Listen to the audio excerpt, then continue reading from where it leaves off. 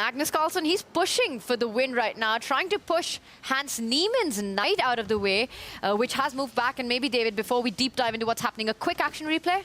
Very quickly, we'll dive back and catch up all of the moves for our viewers at home. We left it with, after the pawn stepping forward, Magnus retreating his knight, looking at some light squared holes in the center. Hans did play the move Tanya recommended, very logical. And now, after a knight jump, Hans Niemann now apparently making a small mistake. The position is blocked.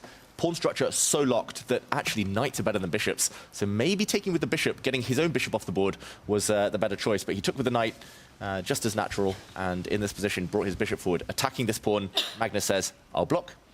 The bishop has to move. He says, okay, get out of my camp now. This knight has been here too long. It has retreated.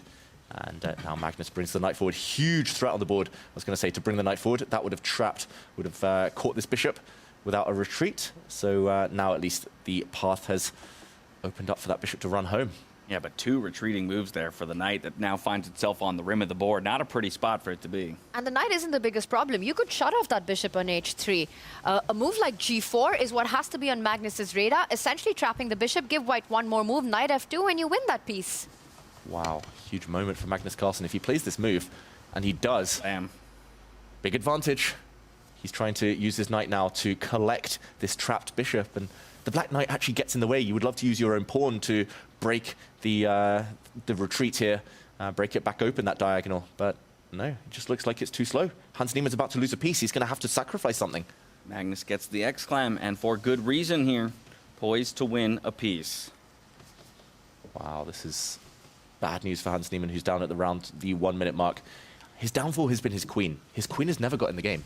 He hasn't made a single move with that piece. I mean, it's just been really hard for him to do that. And Magnus getting that advantage from the opening of the space, he does convert that into material advantage, gives up the knight Hans does for 2 pawns. I don't see this being enough, especially with the majors being so disconnected. The queen on one side, the rook on the other side. Where's the counterplay? Knight on e4, a monster of a piece.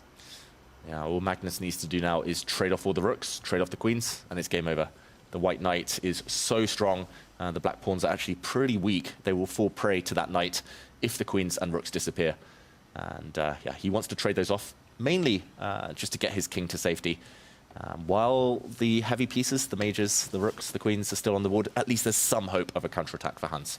Queens might be on the board, but look at that black queen's position. I mean, again, we highlighted it earlier before we left the board, but the number of moves she'll have to make just to become involved into this game is astronomical. And it hasn't made one single move. I mean, that's the most important piece, and Magnus has spoken about this himself so much. He's the player who gets it out as quickly as possible, the queen sometime endangering it with threats as well. But right now, up a piece, you know, up on the clock as well. This has sort of been a Magnus show so far. I don't think Hans ever got a chance. I don't know what's coming up next, but this is going to be tough to save. Yeah, positional mastery from Magnus so far. And Hans, it's actually the rook and the queen. Neither of those two pieces have moved. We're 26 moves in, and he hasn't used 2 of the most powerful ones. At least this rook is now about to line up with its teammate there on the open F-file. But yeah, Magnus has so many moves, he can start trading things off now. And maybe that's part of the plan, right? Set up that Alekhine's gun, if you will. Get the rook on the F-file, move it 1 step forward, get the queen behind it, but none of that. Finally, Hans Niemann's queen does arrive on c7, probably eyeing the f7 spot for it, hitting the d-pawn, as well as defending the rook right now. Magnus doing traditional chess principle. You're up material, try and trade off as many pieces as you can. There we go. He'll be the first to stack a couple of his major pieces here on the F-file. It's not so easy. I guess white doesn't really want to take the rook on black's terms because it will just be replaced by a pawn. And black will get a bit more central control. There we go. Ooh, Hans fumbling a piece there. Clocks are ticking. What are you talking about? He's already fumbled a piece on the board. True. Piece down. He's got 2 pawns for it. Probably not the best pawns to have. None of the black pawns look too dangerous, but there we go. He does eventually give way. And that is good news for Magnus. That was played because Magnus was trying to trap the bishop again. Yeah. But trading on Magnus's terms there. Now the queen comes into play. Bishop will drop back to try and close that file off and say, no, there will be no infiltration, at least for the time being. And I'm just wondering right now, if Hans was to give up that bishop for this knight, we've been talking about the monstrosity at the center of the board that Magnus has. And let's imagine the rooks and the queens come off the board. With the pawn structure that Hans has, all the pawns on the dark squares, let's highlight them. A5, B6, C5, D6, E5. If Magnus is left with only a light squared bishop, Is it really going to be easy to break into Black's camp? Oh, that's a very good point. Maybe that's what Hans is actually aiming for long term, like 10, 15 moves down the line. We said it earlier, that's why Hans, his first big mistake was not trading off his bishop for an enemy knight, because knights are better in these block positions. So has he made that mistake again? Has he allowed this knight to live? Maybe Tanya's point was correct. That knight should have just been eliminated as soon as it was possible. He's setting it up with this rook trade on f8. Will Magnus find this opportunity to get rid of that idea? Knight g5, eyeing that e6 square, maybe knight to some other square. But again, I'm just wondering, David, how easy will it be if we actually see the majors off the board and Magnus has an extra bishop? Not easy. Magnus now ticking down to 20 seconds. Starting to feel the nerves. That's always the moment, at least for mere mortals, where you start to get nervous when the clock ticks down. And you Trade know the you're knight. winning. But he does go a different way. So instead of jumping forward, he decides to retreat the knight back to c3. A little bit of rerouting going to happen, but crucially avoiding it falling off the board. Now he's going to try and do what Tanya said, but just keeping the knight. So he might, I was going to say, push his own pawn forward. Hans Niemann blocks that. Very committal move.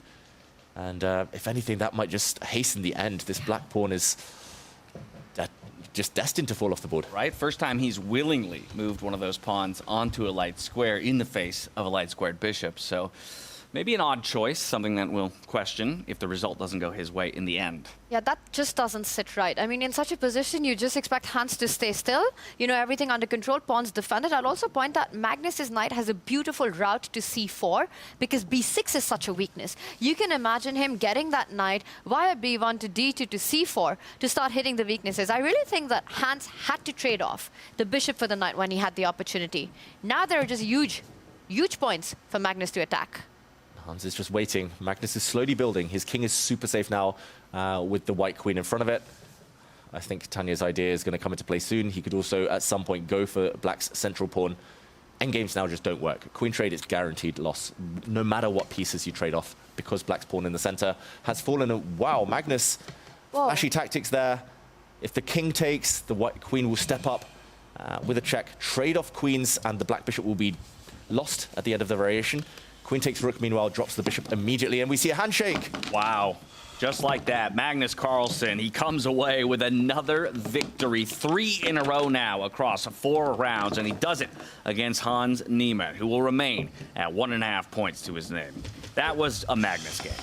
It really was. We say it's cinema when these two meet, but that was truly a Magnus blockbuster. He just never gave Hans any chance at all, starting from the opening and now calmly adjusting. I'll tell you one thing. I've noticed this throughout the tour.